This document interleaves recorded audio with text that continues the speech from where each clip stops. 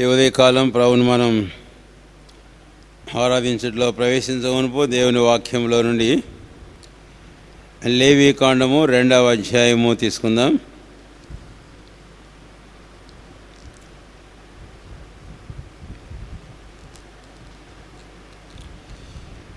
లేవి కాండం 2వ అధ్యాయం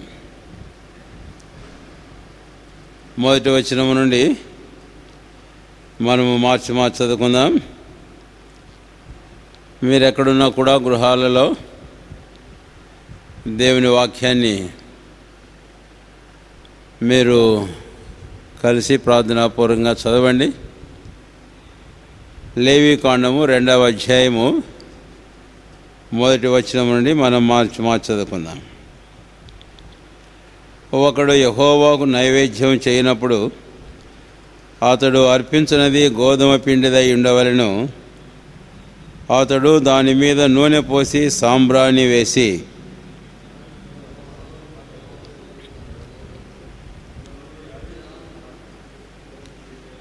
నూనె చేరడు గోధుమ పిండి దాని సాంబ్రాణి అంతయు తీసుకొని యెహోవాకు ఇంపైన సువాసనలో హోమముగా బలిపీఠం మీద అందులో ఒక భాగమును జ్ఞాపకార్థముగా దహింపవలెను. ఆ నైవేద్య శేషము అహరోనుకును అతని కుమారులకును ఉండును. యెహోవాకు అర్పించు హోమములలో అది అతి పరిశుద్ధము.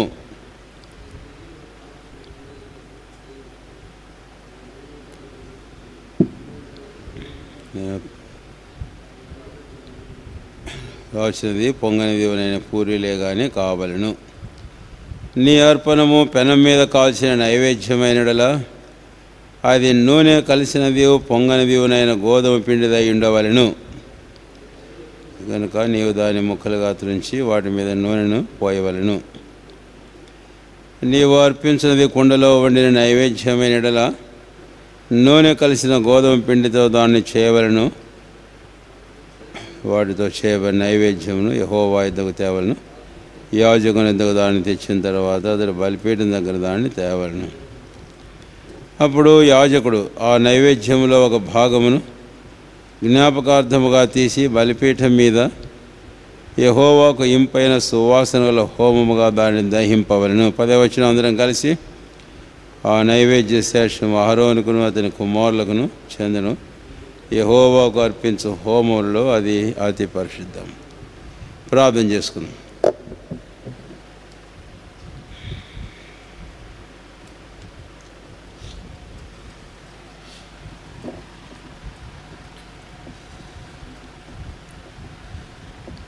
ప్రేమ కలిగిన మా తండ్రి యేసు ప్రభువు వారి శ్రేష్టమైన నామమును బట్టి మీకెంతో వందనములు స్తోత్రములు చెల్లిస్తున్నాం. ఈ ఉదయకాలం ప్రభుదినమందు మీ మందిరంలో మీ సన్నిధిని ఇలాగ మేము చేరి రావడానికి మాకు అనుగ్రహించిన అవకాశానికై మీకెంతో వందనములు స్తోత్రములు చెల్లిస్తున్నాం.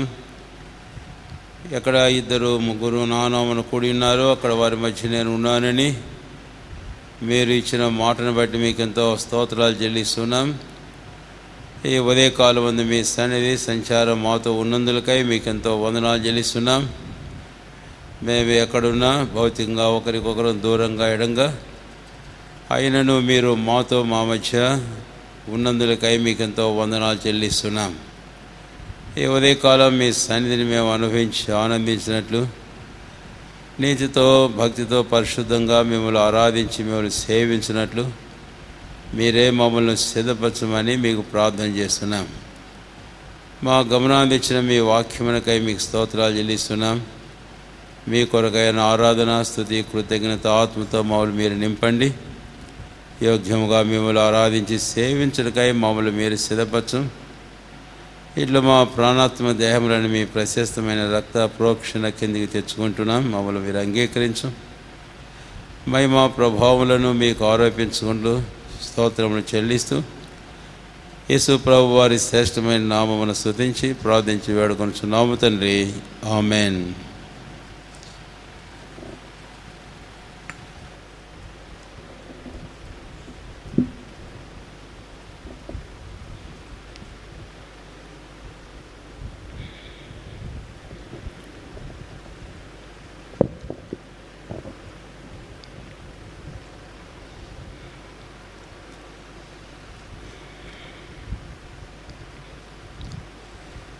చదివిన ఈ వాక్య భాగానికి మనం వద్దాం. లేవీకాండము 2వ అధ్యాయము 1వ వచనం నుండి 10వ వచనం వరకు మనం మార్చి చదువుకున్నాం. లేవీకాండంలో ఇది 2వ అర్పణమును మనం చూస్తాం. 5 బలుల్లోనూ మొదటిది దహన బలి, రెండవది నైవేద్య బలి, అలాగే మూడవది సమాధాన బలి, నాలుగవది పాప పరిహారార్థ బలి, ఐదవది అపరాధ పరిహారార్థ బలి అని. ఇందులో మనం 2వ భాగానికి వచ్చాం, నైవేద్య బలి అని.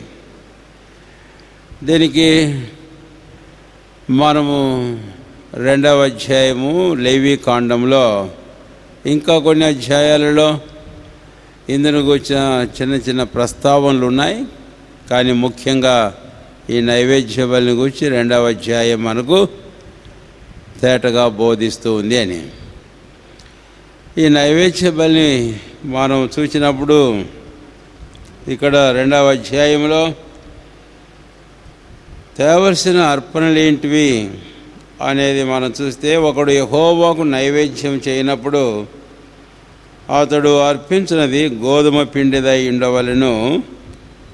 అతడు దాని మీద నూనె పోసి సాంబ్రాణి వేసి, ఈ మాటలను మనం చూస్తాం. ఒకడు నైవేద్య బలిని అర్పించాలి అని అంటే వాడు గోధుమ పిండిని తీసుకొని రావాలి. ఇక్కడ ఇంకా క్రింద మనం గమనిస్తే ఇక్కడ పిండి అని అంటాడు, ఆ తర్వాతనేమో ఇంకా పలు విధాలుగా ఆ నైవేద్యము అర్పించే విషయం మనకు పూర్తి వివరణను మనం చూస్తాం 2వ అధ్యాయంలో. అయితే ఆరాధన కొరకై క్లుప్తమైన తలంపు మనం చూసి ఆరాధనలో మనం ప్రవేశిస్తాం. ఇది భూమిలో నుంచి వచ్చిన ఆహారమునుగా మనం చూస్తాం. కీర్తన గ్రంథం 104వ అధ్యాయంలో మనం గమనిస్తే 104వ కీర్తన గ్రంథం 15వ వచనం, అందుమూలమున భూమిలో నుండి ఆహారమును, నరుల హృదయమును సంతోషపెట్టు ద్రాక్షారసమును, వారి మొగములకు మెరుగునిచ్చు తైలమును, నరుల హృదయమును బలపరచు ఆహారమును ఆయన పుట్టించుచూ ఉన్నాడు అని.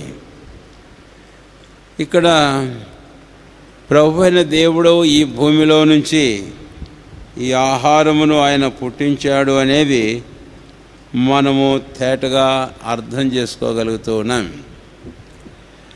ఈ విషయానికి మనం ఇంకా వెనక్కి వెళితే ఆదికాండంలో 3వ అధ్యాయంలో దేవుడు ఆదాము హవ్వల అవిధేయతను బట్టి వారికి సంప్రాప్తమైన పాపము, ఆ సందర్భంలో దేవుడు ఆదాముతో మాట్లాడుతూ 3వ అధ్యాయంలో ఈ మాట అన్నాడు, నీ నిమిత్తము ఈ నేల శపింపబడినది అని. వాడి మానవుని పాపమును బట్టి ఈ నేల శపించబడినది అని. అందుకని గచ్చపొదలు ముళ్ళ తుప్పలు అది నీకు మొలిపించును అన్నాడు. అయినా కొంతమేరకు ఈ మాట అంటాడు, నీవు ప్రయాసంతో చెమట కార్చి నీవు ఆహారమును తిందువు అన్నాడు. కాబట్టి భూమి శపించబడింది. శాపగ్రస్తమైన ఈ భూమి మానవుని అవిధేయత, పాపమును బట్టి అన్న సంగతి మనకు అర్థమవుతూ ఉంది అని. అయితే దేవునికి స్తోత్రం, ఒక సమయం వచ్చింది. ఆదికాండము 6వ అధ్యాయానికి మనం క్షమించండి, ఇంకా ముందుకు వెళ్దాం. ఆదికాండము 2 దయచేసి 5వ అధ్యాయం 29వ వచనం. భూమిని యెహోవా శపించినందువలన కలిగిన మన చేతుల కష్టము విషయంలోనూ మన పని విషయంలోనూ ఇతడు మనకు నెమ్మది కలుగజేయను అనుకొని అతనికి నోవహు అను పేరు పెట్టాను అని. వాడి భూమిని యెహోవా శపించాడు. అందువల్ల కలిగిన మన చేతుల కష్టం, అది ఇందాక చూచాం 3వ అధ్యాయము ఆదికాండంలో ఆదాముతో ప్రభువైన దేవుడు మాట్లాడేటప్పుడు 17వ వచనంలో మాట చూచాం. అయితే ఆ కష్టం విషయంలో దేవుడు నెమ్మదిని కలుగజేశాడట. అందుకని లెమెకు తనకు కలిగిన కుమారునికి నోవహు అని పేరు పెట్టడం మనం చూస్తాం. నోవహు అనగా నెమ్మది అని. ఆ తర్వాత మనం గమనిస్తే 6, 7, 8 అధ్యాయాలు అయిన తర్వాత 9వ అధ్యాయంలో నోవహు తన కుటుంబం ఆ నూతన భూమికి దిగి వచ్చి చక్కగా వ్యవసాయమును ఆరంభించినట్లుగాను విస్తారమైన ఫలములు వారు పొందినట్లుగాను మనము చూస్తాం. కనుక ఇప్పుడు దేవుడు మానవుని పాపమును బట్టి శపించిన ఈ భూమి, అయితే ప్రభువైన దేవుడు కలిగిన చేతుల కష్ట విషయము ఆయన కాస్త నెమ్మదిని కలుగజేశాడు. అది నోవహును ఇచ్చుడు ద్వారా అని. ఆ తర్వాత నోవహు ద్రాక్ష తోట వేసి ఇక భూమి మళ్ళీ ఫలవంతమైందిగా మనం చూస్తాం. ఆ రోజునే ఆదికాండంలో మనం గమనిస్తే ఆయన ఒక పావురాన్ని విడిచిపెట్టినప్పుడు ఒలీవ ఆకు త్రుంచుకొని తీసుకొని రావడం, అది ఫలించే ఫలభరితమైనటువంటి శుభ ఆరంభాన్ని మనకు చూపిస్తుంది. తర్వాత ఆ చక్కని అనుభవాన్ని మనకు చూపిస్తూ ఉంది అని. కనుక ఇప్పుడు ఇలాగున్న భూమిలో నుంచి వచ్చిన ఈ ఆహారమును, ఈ నూనె, ఈ ద్రాక్షారసం, అంటే కొన్ని సందర్భాల్లో పానార్పణం అనేది కూడా మనం చూస్తాం. అయితే వీటన్నిటి గురించి మనం గమనించినప్పుడు దేవుడు మరలా ఆ నోవహును బట్టి భూమిని ఆశీర్వదించినట్లుగా మనం చూస్తాం. అందుకనే యోవేలు గ్రంథం 2వ అధ్యాయంలో, యోవేలు గ్రంథం 2వ అధ్యాయం రండి. హోషేయ తరువాత యోవేలు 2వ అధ్యాయము 14వ వచనం. ఒకవేళ ఆయన మనసు తిప్పుకొని పశ్చాత్తాపడి మీ దేవుడిని యెహోవాకు తగిన నైవేద్యమును పానార్పణమును మీకు దీవెనగా అనుగ్రహించును, అనుగ్రహింపడని ఎవడు చెప్పగలడు అని. అంటే దేవుడు దీవెన అనుగ్రహించాడు మరలా. అది ఇక్కడ మనం చూస్తాం. దేవుడు మరలా భూమి మొలిపించినట్లు చేశాడు. అందుకనే ద్వితీయోపదేశకాండం 8వ అధ్యాయం 8వ వచనానికి మనం వస్తే, దేవుడు ఐగుప్తులో నుంచి ఇశ్రాయేలును బయటికి తీసుకొని వచ్చిన సందర్భంలో వారిని తీసుకొని వెళుతున్న దేశాన్ని గురించి ఆయన ఏం మాట్లాడాడు? 8వ వచనం, ద్వితీయోపదేశకాండం 8వ అధ్యాయము 8వ వచనం. అది గోధుమలు, యవలు, ద్రాక్ష చెట్లు, అంజూరపు చెట్లు, దానిమ్మ పండ్లను గల దేశం, ఓలివ నూనెయు తేనెయు గల దేశం. కాబట్టి ఎలాంటి దేశమో!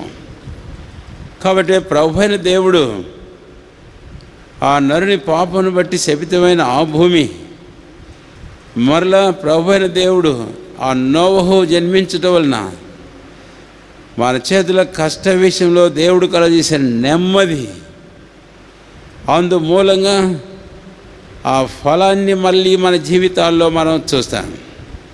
కాబట్టి ఇప్పుడు ఇలాంటి భూఫలమును నైవేద్య బలిలో మనము చూస్తాం. అది గోధుమ పిండిదై ఉండాలి, అది నూనెతో ఉండాలి, అంతేకాదు అది సాంబ్రాణి కలిగిందిగా ఉండాలి. ఇలాగా ఆ నైవేద్య బలిలో అర్పించబడే ఆ వస్తువులను గురించి మనం చెప్పబడతాం. వాటి దేవుడు ఇచ్చాడు. అయితే అది మళ్ళా ప్రభు అయిన దేవునికి ఇవ్వడం అనేది ఇక్కడ మనం చూస్తాం. అందుకనే 2వ అధ్యాయంలో ఇందాక మనం చదివాం, యోవేలు గ్రంథంలో అక్కడ మనకు తేటగానే ఉంది. ఆ విషయానికి వచ్చి మనం 14వ వచనం, మీ దేవుడైన యెహోవాకు తగిన నైవేద్యమును, ఆయన తగిన నైవేద్యమును ఇచ్చి ఉన్నాడు. కాబట్టి ఇప్పుడు మీరు తీసుకుని వెళ్ళండి ఆ నైవేద్యమును, ఆ గోధుమ పిండిని, తర్వాత ఆ నూనెను, సాంబ్రాణిని, తదితరం ఏమర్పించాలని అందులో తీసుకుని వెళ్ళి మీ దేవుడైన యెహోవాకు అది నైవేద్యముగా అర్పణముగా అర్పించండి అని ప్రభువైన దేవుడు ఇక్కడ చెప్పడం మనం చూస్తాం. ఈ వచనంలోని 2 తలంపులు మనం చూస్తాం. ఒకటి, దీవెనగా మీకు అనుగ్రహిస్తాడు. ఆ తర్వాత మీరు దాన్ని మీ దేవుడిని యెహోవాకు నైవేద్యంగా అర్పించండి. ఈ 2 ముఖ్యమైన తలంపులతో మరి కొన్ని నిమిషాలు మనం ముందుకు వెళ్ళి ముగించబోతాం. కనుక గోధుమలు, నూనె లేక ఇంకా నైవేద్యములు అర్పించబడు ప్రతి వస్తువు, పలు రకాలుగా అర్పించే విధానాన్ని అక్కడ మనం చెప్పబడ్డాం, బోధించబడుతున్నాం. అయితే ఏమైతేనేమి ప్రభు అయిన దేవుని వల్ల మనం పొందాం, తిరిగి ప్రభు అయిన దేవునికి మనం అర్పించాలి. దేవుడు మనకు దాన్ని దీవెనగా అనుగ్రహించాడు. దేవుడైన యెహోవాకు తగిన నైవేద్యంగా అర్పించేందుకు కొరకాయ. అందుకని ఇప్పుడు అసలు మాట ఒకటి జ్ఞాపం చేస్తున్నాను, నైవేద్య బలిని గూర్చి. ఇది ప్రభు అయిన దేవునికి ఆయన మన కొరకై చేసిన మేలు ఉపకారములకు ఆయన తన విశ్వాస్యతను బట్టి, నమ్మకత్వాన్ని బట్టి మనకు ఆయన సమకూర్చినటువంటి ఆ ప్రొవిజన్, లేకపోతే ఆ భోజన పానములు, ఆహారము ఏమైతే ఇచ్చాడో వాటన్నిటికీ మనము కృతజ్ఞతను చెల్లించడమే నైవేద్య బలి అని. కాబట్టి ఈ offering of the meal or meat offering or the grain offering, it is uttered in different words. It is the thanksgiving offering. ఇది ప్రభు అయిన దేవునికి కృతజ్ఞతను చెల్లించే అర్పణము, నైవేద్య బలి అనేది ఆరాధన కొరకై మనము జ్ఞాపకం చేసుకుంటున్నాం. కాబట్టి 2:14 యోవేలు మర్చిపోవద్దు. ఆయన దీవెనగా మీకు అనుగ్రహించాడు, అది మీ దేవుడిని యెహోవాకు నైవేద్యముగా అర్పించినట్టుగా ఇచ్చాడు. కాబట్టి ఏం పొందామో ప్రభు అయిన దేవుని నమ్మకత్వం, విశ్వాస్యతను బట్టి దానికి బదులుగా ప్రభు అయిన దేవునికి మనం కృతజ్ఞత అర్పణం అర్పించాలి. అదే మన ఆరాధన, స్తుతి, స్తోత్రములు ప్రభు కోరుతూ ఉన్నాడు అని. సరే, ఇప్పుడు ఇక్కడ మనం గమనించినప్పుడు దేవుడు మనకు దీవెనగా అనుగ్రహించిన అసలైన ఆహారం 2 మనకు కనపడతాయి. అయితే అసలైంది మొదటి ఆహారాన్ని గురించి మనం జ్ఞాపకం చేసుకోవాలి. యోహాను సువార్తలో 6వ అధ్యాయంలో మనం చూస్తాం. యోహాను సువార్త 6వ అధ్యాయము 32వ వచనం నుండి, కాబట్టి యేసు పరలోకము నుండి వచ్చు ఆహారం మోషే మీకు ఇయ్యలేదు, నా తండ్రియే పరలోకము నుండి వచ్చు నిజమైన ఆహారమును మీకు అనుగ్రహించుచున్నాడు. అప్పుడు ఏమిటి ఆహారం? 33, పరలోకము నుండి దిగివచ్చి లోకమునకు జీవమునిచ్చినది దేవుడు అనుగ్రహించు ఆహారం అయి ఉన్నదని మీతో నిశ్చయముగా చెప్పుచున్నానని వారితో చెప్పాను. ఆ మాట వినంగానే వారు అన్నారు, 34, కావున వారు, ప్రభువా, ఈ ఆహారం ఎల్లప్పుడూ మాకు అనుగ్రహించుము అనిరి. వారికి అర్థం కాలే. ఇంకా వెంటనే ప్రభు చెప్పాడు 35వ వచనం, అందుకు యేసు వారితో ఇట్లను, జీవాహారం నేనే, నా యుద్ధకు వచ్చువాడు ఏమాత్రమును ఆకలి ఉండు, నా యందు విశ్వాసం ఉంచువాడు ఎప్పుడునూ తప్పికొనడు. కనుక జీవాహారం నేనే. ఇది ఎవరిచ్చారు? అరణ్యంలో మోషే ఈ ఆహారం మీకు ఇచ్చి ఉండలేదు, ఈ ఆహారం పరలోకమున తండ్రియే మీకు అనుగ్రహించి ఉన్నాడు, ఆ ఆహారం నేనే అని అన్నాడు. కాబట్టి నైవేద్య బలిలో మన ప్రభువైన యేసుక్రీస్తు వారిని మనం చూస్తాం. ఇది ప్రభువైన దేవునికి అర్పణముగా మాత్రమే కాకుండా దానికంటే ముందుగా దేవుడు దీవెనగా మనకి ఇచ్చున్నాడు ఆహారాన్ని. కాబట్టి ఆ ఆహారం మన ప్రభువైన యేసుక్రీస్తు వారే. ఆయన మనం దేవుని వాక్యంలో గమనించినప్పుడు ఆయన గోధుమ గింజ తను గూర్చి తానే చెప్పుకున్నాడు. యోహాను సువార్త 12వ అధ్యాయంలో భూమిలో పడి చావుకుండా లేదా ఒంటిగానే నిలిచి ఉండును అని. కనుక మన ప్రభువైన యేసుక్రీస్తు వారిని అది మనకు చూపిస్తూ ఉంది అని. కాబట్టి ఇక్కడ మనం చూసినట్లు ప్రభువైన యేసుక్రీస్తు వారు మన నిత్య జీవం కొరకై పరలోకం నుంచి దేవుడు పంపిన ఆహారము, అటు ఆహారం ఆయన మనకు అనుగ్రహించాడు. యోహాను సువార్త 6వ అధ్యాయంలో మరొక ఆహారాన్ని గురించి మనం చూస్తాం.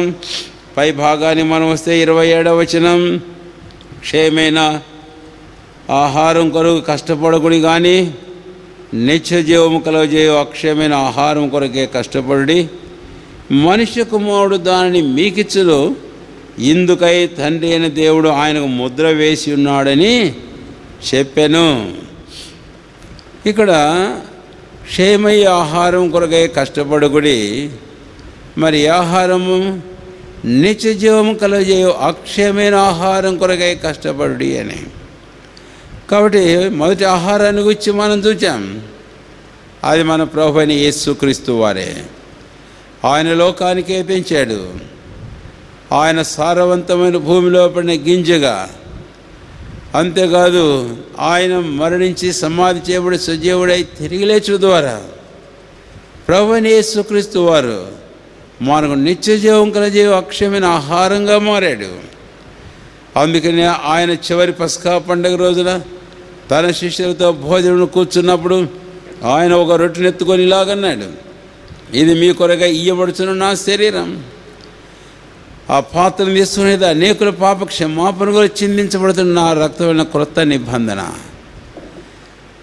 అదే విషయాన్ని యోహాను సువార్త 6వ అధ్యాయంలో యేసు ప్రభువు వారు మాట్లాడినప్పుడు కొంతమందికి అర్థం కాలే. నా శరీరము తిని నా రక్తము త్రాగువాడు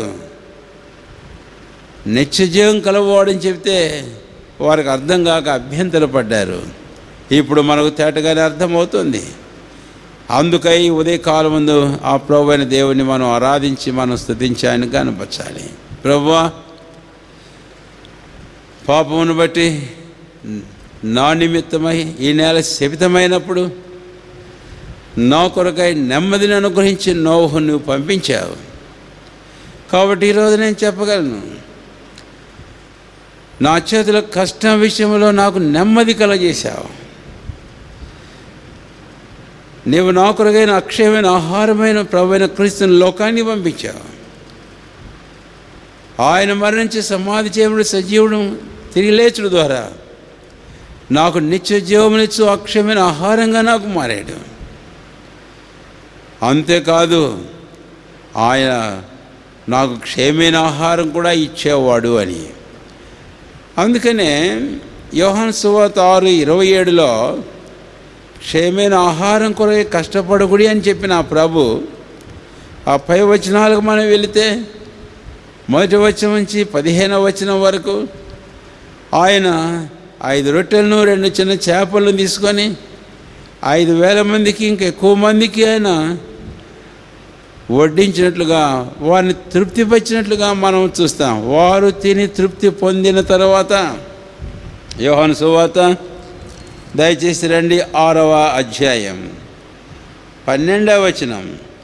వారు తృప్తిగా తినిన తర్వాత ఏమీ నష్టపడకుండా మీళ్ళ ముక్కలు పోగు చేయడని తన శిష్యులతో చెప్పాను.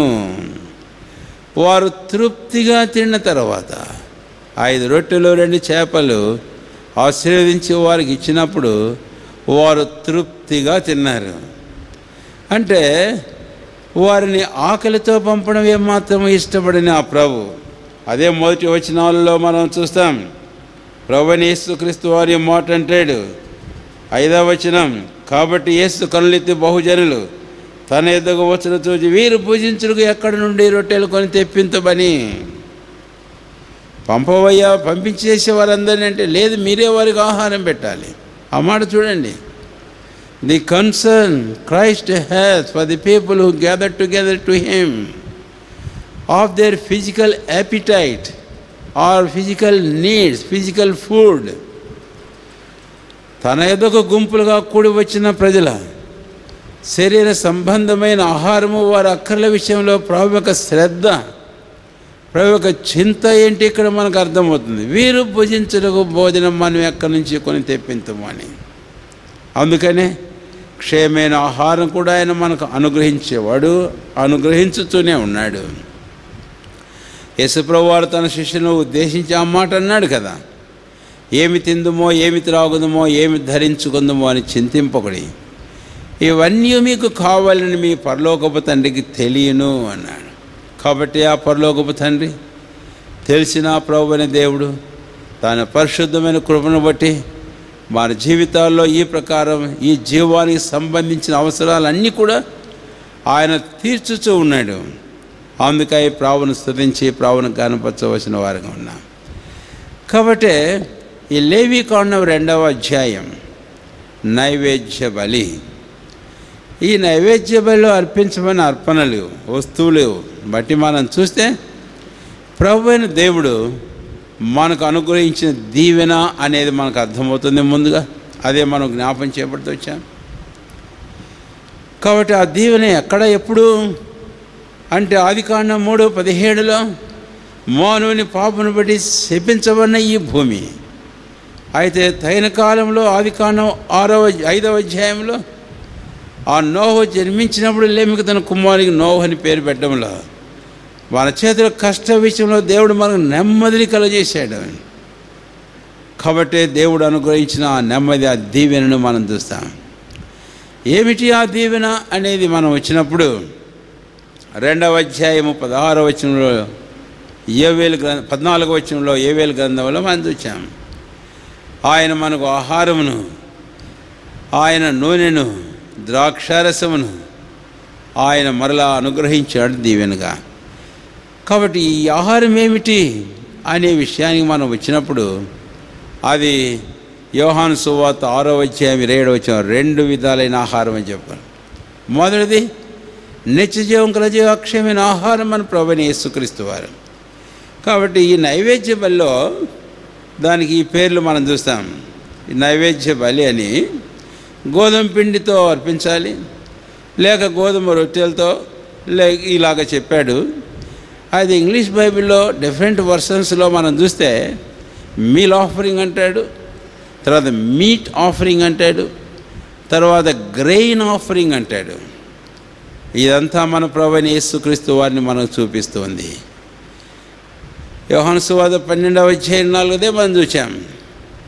కాబట్టి గోధుమ గింజ తనకు అదే పేరు పెట్టుకున్నాం, corn of wheat fell in to the ground.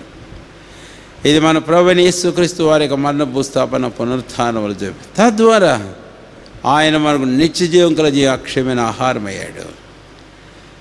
అందుకే ప్రభు నా యొద్దకు వచ్చేవాడికి అన్నటికీ ఆకలిగొండు,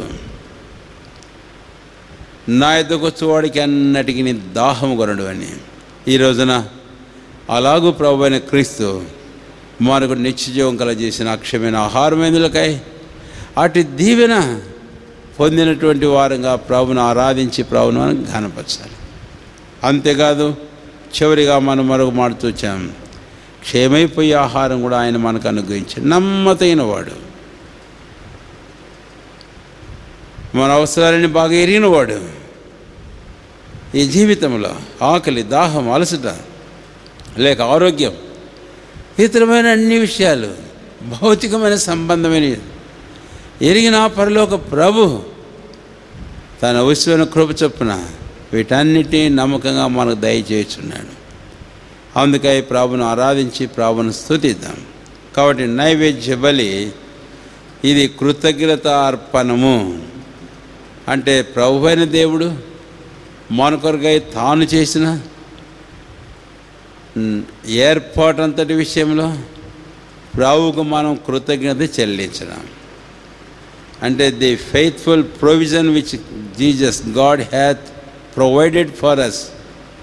so in return in thanksgiving we offer this worship and thanksgiving to the lord.